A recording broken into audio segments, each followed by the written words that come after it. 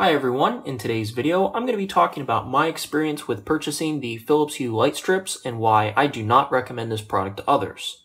This all started back in the beginning of March when Best Buy had a really good deal on these.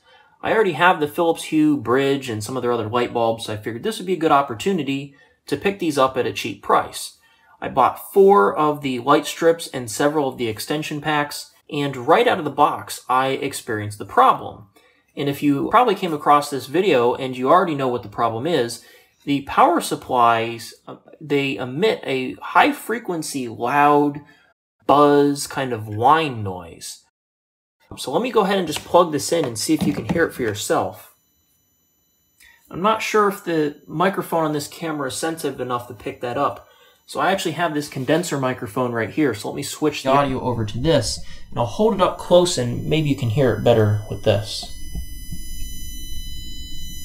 So it's pretty loud and obnoxious. I think it's, really ridiculous. And this happens on all 4. So it wasn't that I got, a defective power supply. All 4 power supplies and light strips all had this exact same issue. Now, one thing I noticed is it seems to happen more depending on how many extensions you have plugged in. Now, I only have, in this example here, I have 1 starter kit and 2 extensions.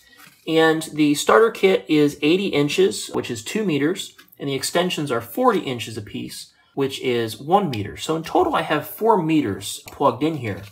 And one thing you'll notice is in the instructions that come with the extension, it warns you here to only use a maximum of 10 meters in length. So if I only have 4 meters here, and you can hear the buzzing that loud, come on, I'm using less than half of what they recommend for the limit of what this power supply can handle.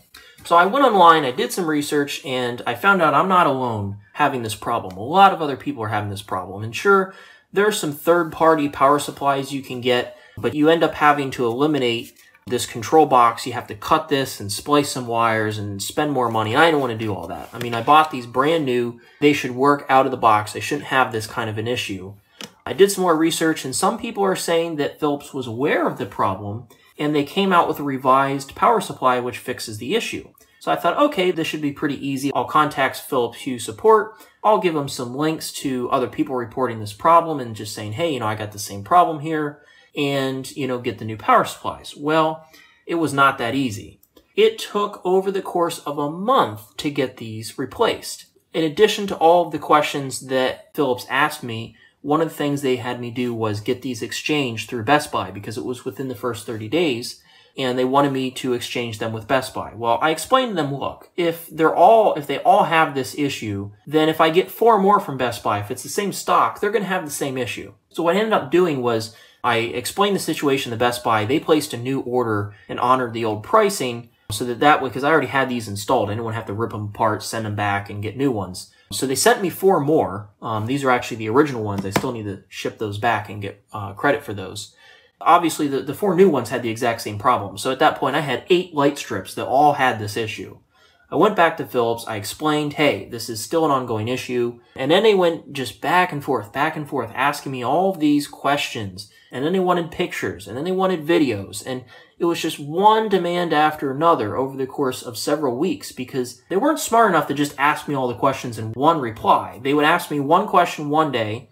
I would give them what they wanted. Have to wait until the next day or 2, and then they'd ask me another question. I would answer that, have to wait again, and this continued for several weeks until I basically demanded. I said, look, these things are brand new. They have a 2-year warranty. I want them swapped out. Just replace them. They said they couldn't send just the power supply. They would have to replace the whole strip. So I said, at that point, fine. Let's just swap out the whole thing. They did give me a prepaid FedEx label, which was nice, so I didn't have to pay to ship them back. And long story short, they eventually did send me brand new ones. You'll notice the new ones are a little bit different. At least the box looks different. The power supplies that come in these are indeed different from the original ones. I mean, the shape and the size and everything is exactly the same. They have the same plug. Even the power markings on these are exactly the same. They say, 24 volts, 0.83 amps, 20 watts. They're rated for the exact same thing, but there's certainly different maybe capacitors or conversion circuits or something in this because the new one does not have this problem. So I'll take the same light strip that I demoed before and I'll plug this one in. and you can hear, hopefully, that there's no buzz. Again, I'll switch over to this microphone and put it pretty close, and there's pretty much nothing there. You can't really hear it anymore. So Philips did eventually realize that they had a problem here, and they developed a fix. But here's why I'm not recommending this product, and why I don't think you should buy this product or support Philips.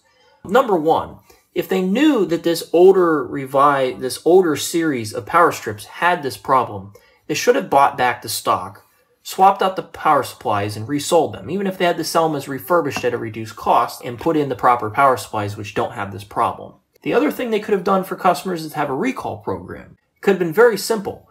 You give them the serial number off the power strip, they verify the manufacturer's date, and they know if it's one of the affected ones or not. And then you give them your address, and they just mail you the power supply. This would be a very simple fix because the power supplies are small, so it wouldn't cost them much in shipping. And it's very easy for the customer to replace because even the cord is separate. So, I mean, it's a 10-second. You unplug it from the wall, you take the old one off, you put the new one on, and you're back in business. But Philips does not currently have any kind of return program or anything for this. The other thing I'm not satisfied, in addition to the horrible support that I got from Philips, I think they gave me the runaround. I gave them links to, I would say, 15 to 20 other people that reported the same problem. And it was as if they didn't believe me that I was having the same problem. And that's why they asked me so many questions and gave me such a runaround. You would think this would be a known issue and they could just easily swap it out, even if I do have to send the whole thing back. It should have only taken 1 or 2 emails to get that far, not 30 plus emails over the course of a month. The other reason why I can't recommend these is I think they're extremely overpriced for what you get. 80 inches, 2 meters is not very long, so you almost have to purchase some extensions if you really want to install these in places where you have a good length to really work with. And even the extensions are not that cheap themselves. So you end up spending a lot of money for something that just really isn't that great when you compare them to several other options currently available. I also had a lot of issues with this adhesive falling off. I just pulled these out of the box, and somewhere here one of the papers already came off, which was really annoying. Here it is, you can see it's loose. And when I had originally installed these in my kitchen underneath my cabinets, a few days later they started falling down because the adhesive was not strong enough, and I had to go out and purchase some double stick tape that was stronger to help support these so they wouldn't fall down. I mean, you would think that you'd spend this kind of money, that the adhesive that they would include would be strong enough to hold their own weight. The other last complaint I have about these is the LEDs are not individually addressable. And what that means is, although you can select what color you want, the whole strip has to be the same solid color. You can't have it blink or fade or have maybe this section over here green and this section red for Christmas time maybe. The newer ones from other manufacturers like LifeX and TP-Link, they have what's called individually addressable LEDs, which means each one can be a different color independent from the rest. When other solutions are the same price or cheaper and have that feature compared to this, it's really kind of strange why Philips still thinks their product is worth this much money. Now, some of the pros of this product is if you already have other Philips Hue products and you want to have everything integrated within one app, then certainly this is probably your best choice because it will be really easy to manage and mix and match light strips and light bulbs and some of their other products. However, these days, there's many other solutions out there like Samsung SmartThings and Home Assistant where you can easily integrate different products from different manufacturers all in one place. So that I really don't think that's even a worry anymore. So at this point, I can't recommend this product. I don't think it's worth it. I really don't think I'll be buying any more Philips Hue products. So let me know what you guys think down in the comments. If you guys have the same problem, hopefully this video has given you some insight into what to expect if you try and contact Philips to get these replaced. I'll also put down some links in the video description on some other products that I've looked at which I think are a better value. One thing I can ask you to do is if you need to buy anything on Amazon is use my Amazon affiliated links. That helps support my channel. Now these links, they don't affect the price that you pay. Your price stays the same, but a small commission does come back to help support my channel and helps fund projects like this where I test and review things. So if there's anything, any other products that you'd like me to test, go ahead and leave them down in the comments and I'll see what I can do about purchasing them and testing them. If you have any questions, you can leave them down in the comments. Make sure you're subscribed, all that kind of stuff. And I hope you found this video useful, and have a great day.